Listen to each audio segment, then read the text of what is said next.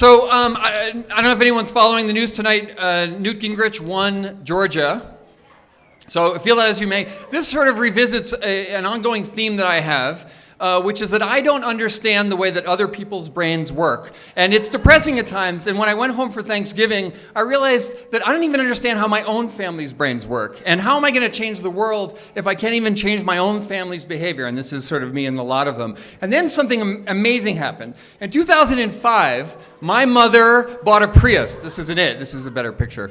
And I sort of wondered what was behind that. What was her motivation for buying a Prius? One was she saw it as a way to earn more love from her oldest son, which is me, because she knew I was into the environment. The other is that plainly she felt guilty, which is also why many of us, I think, sort of shudder from the idea of bringing home paper bags from Whole Foods. And so there's some good motivations that we can learn to tap into. My father is a much harder case. He was dead against anything sort of environmental.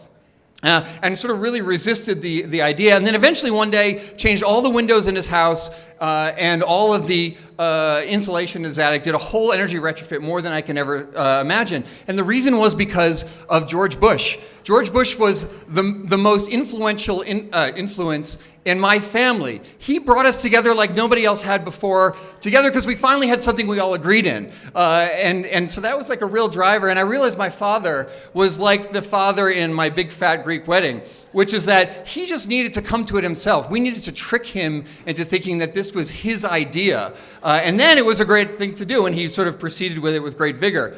And it reminds us that if you want to get people to do things, the number one thing, or one of the things you could do, is to remove the reinforcers, the things that sort of convince people to keep doing the same things that they have been doing. There are lots of versions of this. This is a liberal version of Fox News in the morning, which is essentially a CO2 monitor in their house, which every time they walk by it says, keep being liberal. There are other mechanisms that are at play there. We have one of our colleagues who's an energy modeler who wanted his mother to stop using styrofoam. So we actually presented a business case to her. The business case works with some people, but most of us aren't that rational.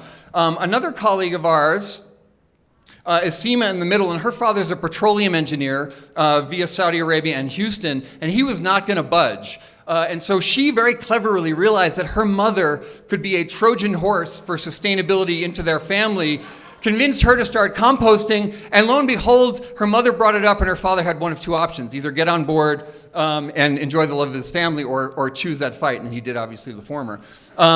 Jenny's father is a sort of a do-it-yourselfer. He's a curmudgeon. He doesn't need people to essentially tell him what the greatest trends are. And if you have a curmudgeon on your hands who wears the same jeans that they've been wearing for the last 20 years, no offense, sir, then that's just not a battle that you want to pick. Let him be, right? Other colleagues of ours, who is this? Oh yeah, Brittany, who's in the audience, can raise her hand. Her father is in Limousine Today all the time because he's a limousine manufacturer, and he calls what she does that green shit. Sorry. But then he realized that there was a trend in the 2000s and the early aughts around electric vehicles, and just saw that there was an opportunity there and embraced it on his own. Again, like the sort of father from My Big Fat Greek Wedding, and now he's still in Limousine Today every time it releases for different things. So as liberals, someone pointed out to us that we're confused. You go into Whole Foods and there's like a zillion different labels, and if you go into King Soopers, the label is simply, it's cheaper here. And so it'd be better if we sort of were able to sort of come up with a more simple, unified message. Although when people say it's greener, I want to strangle them.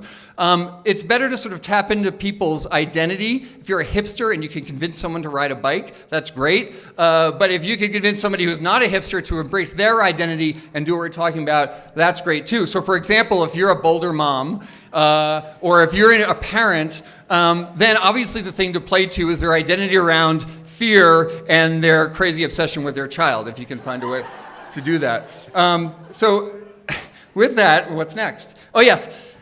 The thing to avoid is that making us feel like we are on our own in the world. That if we feel like we are isolated, then nothing will happen. But if we realize that we are part of like a collective, then, how? And ultimately, what we need to remember is that we have two choices. We can either sort of be doers, and lastly, who speaks for the snowmen? Thank you.